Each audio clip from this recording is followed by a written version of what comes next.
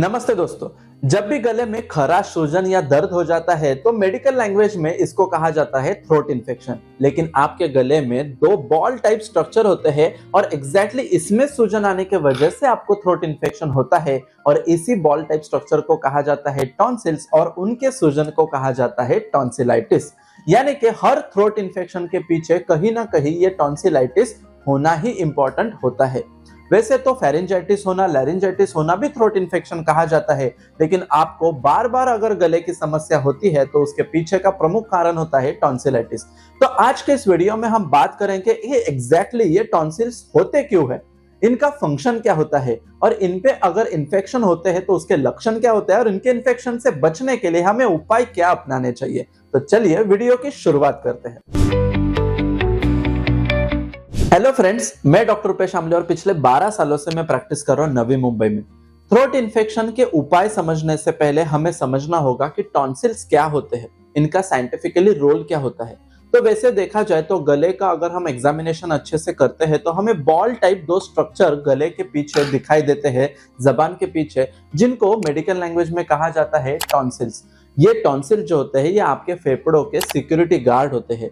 जैसे वातावरण में बहुत सारे बैक्टीरियाज, वायरस, फंगस और पैरासाइट्स होते हैं, जब भी हम इनहेल करते हैं या फिर कुछ चीजें हम खाते हैं तो ये बैक्टीरिया भी हमारे शरीर में जाने की कोशिश करते हैं। तो ऐसे समय पर ये जो सिक्योरिटी गार्ड होते हैं इन सारे इन्फेक्शंस को वहीं पर रोकने का काम करते हैं, जिससे कि हमारे श्वास नलिका में, हमारी अन्न नलिका में ये कोई भी प्रकार का इन्फेक्शन ना जाए। जब ये सिक्योरिटी गार्ड उनकी इम्यूनिटी के लेवल पर बहुत अच्छे से परफॉर्म करते हैं तो हमें कोई भी इन्फेक्शन अंदरूनी नहीं हो पाता। जब भी कोई इन्फेक्शन हमारे शरीर में जाने की कोशिश करता है तो ये टॉन्सिल्स अपने आप में इन सारे बैक्टीरियाज को, वायरसेस को, फंगसेस को पकड़ लेता है, जिससे उनमें सूजन आ जाती है और ये सबसे पहला या इनिशियल स्टेज होता है आपके गले के इन्फेक्शन का, जिसको हम कहते हैं टॉन्सिलाइटिस। और इसी टॉन्सिलाइटिस के वजह से आपको बहुत सारी गले की समस्या हो सकती है। अब थ्रोट इन्फेक्शन में एग्जैक्टली सिम्टम्स क्या होते हैं वो समझ लेते हैं। सबसे पहली बात, थ्रोट इन्फेक्शन जब भी होते हैं तो हमारे गले में सूजन आ जाती है, जिससे कि पानी निगलना, खाद्य पदार्थों को निगलना डिफिकल्ट लगता है। दूसरी बात, इसमें खराश होती रहती है, बातें करते समय या कोई भी प्रकार का काम करते समय एक अजीब सी इरिटेशन हमें महसूस होती है। तीसरी बात, इसमें म्यूकस डिस्चार्ज बढ़ जाता है, जिस वजह से हमें हमेशा निगलते रहने वाली इच्छा उत्पन्न होती है।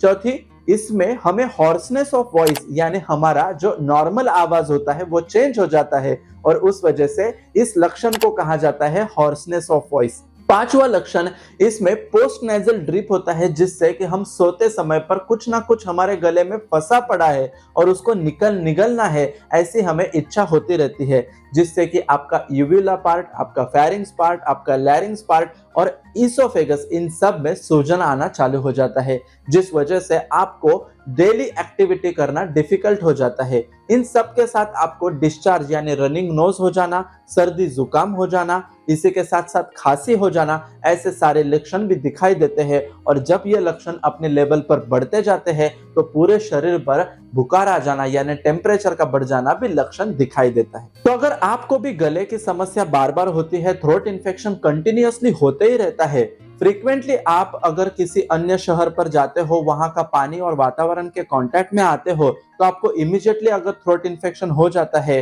तो इसमें दो ही प्रमुख कारण होते हैं। सबसे पहली बात, आपकी इंटरनल इम्यूनिटी अगर कम होती है तो उस वजह से भी ये प्रॉब्लम आ सकता है। और दूसरी बात, आपकी गले की इम्यूनिटी अगर कमजोर होती है, जिसमें आपका टॉन्सिल्स बहुत ही इंपॉर्टेंट रोल प्ले करता है, अगर उसमें प्रॉब्लम है तो डेफिनेटली आपको ये रिकरेंट इन्फेक्शन आ सकते हैं।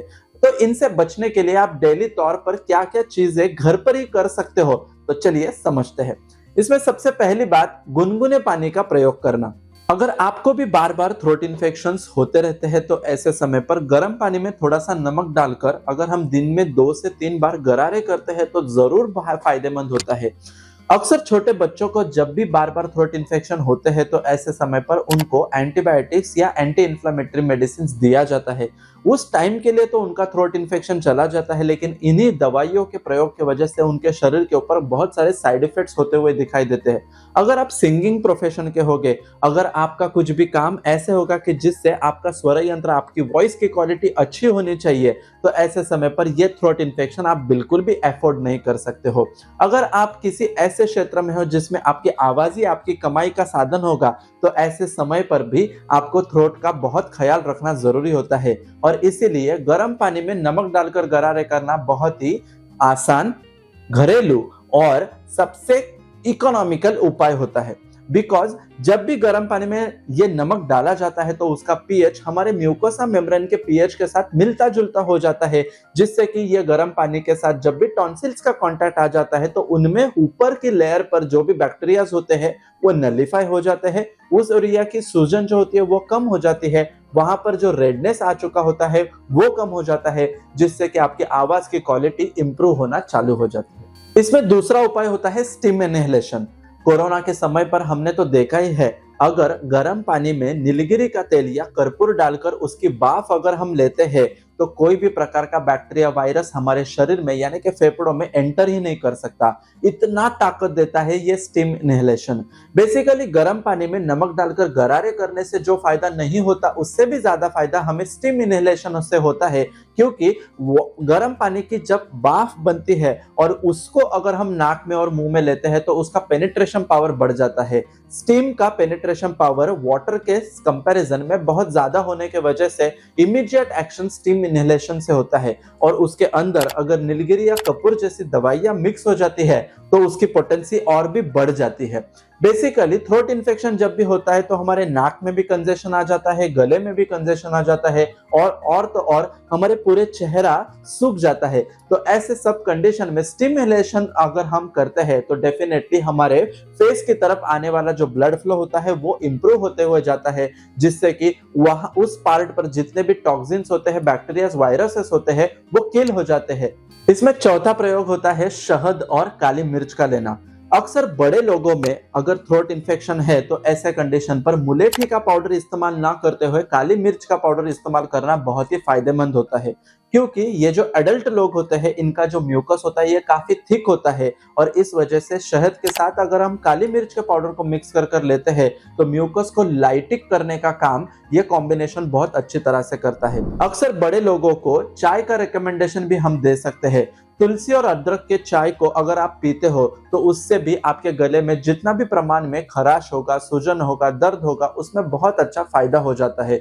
इसी तुलसी के पत्तियों को अदरक में पानी में डालकर उसको उबाल लेना चाहिए। ये मिश्रण थोड़ा सा ठंडा हो जाए तब भी उसमें शहद मिलाकर अगर हम लेते हैं तो बेसिकली इस चाय का बहुत फायदा होता है। तो चाय का प्रयोग करना या काली मिर्च में शहद का प्रयोग करना ये टोटली आपके ऊपर डिपेंड होता है। ये दोनों उपायों से आपको डेफिनेटली फायदा हो जाएगा। इसमें तीसरा उपाय होता है शहद और मुलेठी का पाउडर। अगर आपके घर में छोटे बच्चे हैं जिनको बार बार सर्दी या खांसी या थ्रोट इन्फेक्शन का प्रॉब्लम है तो ऐसे कंडीशन पर आप उनको जरूर ये उपाय करना। ऐसे छोटे बच्चों को अक्सर मुलेठी के पाउडर में थोड़ा सा शहद हमें मिक्स कर देना है और इस चाटन को दिन में 3 से 4 बार उनको चटाना होता है। यष्टि मधु में बहुत सारे एंटी हिस्टामिन वाले प्रॉपर्टीज होते हैं। यष्टि मधु में कफ को विलयन करने वाला प्रभाव होता है, जिससे कि वहां का जो म्यूकस का बॉन्ड होता है वो ब्रेक हो जाता है, और अक्सर छोटे बच्चों में जो कफ का अधिक्य होता है जिसके वजह से उनके शरीर में बार बार थ्रोट इन्फेक्शन वाली पैथोलॉजी बनती रहती है, वो क्रैक हो जाती है। यष्टि मधु के साथ अगर हम शहद का प्रयोग करते हैं तो यष्टि मधु का पेनिट्रेशन पावर बढ़ जाता है। शहद के स्वीटनेस के वजह से छोटे बच्चे इसको आसानी से उपयोग में ला सकते हैं। छोटे बच्चों में अक्सर थ्रोट इन्फेक्शन होता है तो ऐसे समय पर वो खाना खाना पसंद नहीं करते, क्योंकि गले में बहुत ज्यादा मात्रा में रेडनेस आ जाता है, सूजन आ जाता है, और यष्टि मधु और शहद के 1-2 एप्लीकेशन के साथ ही ये सूजन और दर्द तुरंत चला जाता है और बच्चे खाना चालू कर देते हैं। तो अगर आपको भी बार बार रिकरेंट इन्फेक्शन वाला प्रॉब्लम होगा तो ऐसे समय पर ये 4 उपाय आप जरूर करना। इन चारों उपायों के साथ आपको पर्याप्त मात्रा में पानी पीना भी बहुत जरूरी है, और यह पानी का टेम्परेचर गुनगुना लेवल का होगा तो और भी फायदेमंद हो सकता है। अगर आपको थ्रोट इन्फेक्शन बार बार है तो बार बार बातें करने की आदत को भी आपको कंट्रोल करना चाहिए। थ्रोट इन्फेक्शन में शहद बहुत ही फायदेमंद होता है, लेकिन इस शहद का ओरिजिन भी बहुत अच्छा होना चाहिए। जितना ऑथेंटिक शहद आपके पास होगा उतना ही हमें जेन्युइन रिजल्ट मिल जाता है। मेडिकेटेड हनी बहुत ही अच्छा ऑप्शन होता है। जब भी हम बच्चों को इस प्रकार से हनी देने की कोशिश करते हैं तो कभी कभार ये सारे पाउडर्स हमारे पास अवेलेबल नहीं होते और इसीलिए हम चाटन नहीं बना पाते। तो मैं आपको रेकमेंड करता हूँ एक मेडिकेटेड हनी। ये मेडिकेटेड हनी में प्रीफिल्ड सुंठ का पाउडर, मरीच का पाउडर और पिंपली का पाउडर ऐड किया हुआ है, इसीलिए इसको नाम दिया है मेडिकेटेड हनी। और इस मेडिकेटेड हनी को डायरेक्टली हम खा सकते हैं या पानी में मिक्स कर कर ले सकते हैं या इसका चाटन बनाकर भी हम ले सकते हैं। जब इस प्रकार का मेडिकेटेड हनी हम खाते हैं तो हमारे थ्रोट इन्फेक्शन में बहुत ही फायदा होता है। इसी मेडिकेटेड हनी के साथ हम हमारे गले की इम्यूनिटी को भी इंप्रूव करा सकते हैं। इसी मेडिकेटेड हनी के साथ आपके वेट लॉस के जर्नी में भी फायदेमंद हो सकता है। ये कोई भी प्रकार का प्रमोशनल वीडियो नहीं है, लेकिन केवल एक अच्छा प्रोडक्ट आप तक पहुंचाने की ये कोशिश है।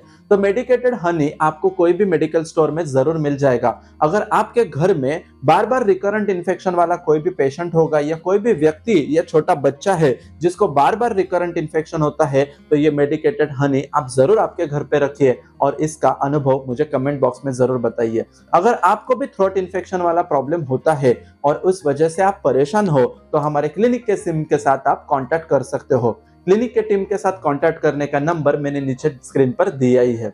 ऐसे ही नॉलेजेबल और इन्फॉर्मेटिव वीडियोस के लिए मेरे चैनल को सब्सक्राइब कीजिए, बेल बटन दबाना मत भूलिए। ऐसा ही हमारा पेज इंस्टाग्राम पर भी है, डॉक्टर आमले रूपेश नाम से, आप वहां पर भी मुझे फॉलो कर सकते हो। निरोगी सेहत का वादा करता है दुर्वा आयुर्वेदा। मिलते हैं ऐसे ही नॉलेजेबल और इन्फॉर्मेटिव वीडियो के साथ अगले वीडियो में, तब तक के लिए धन्यवाद। Thank you so much.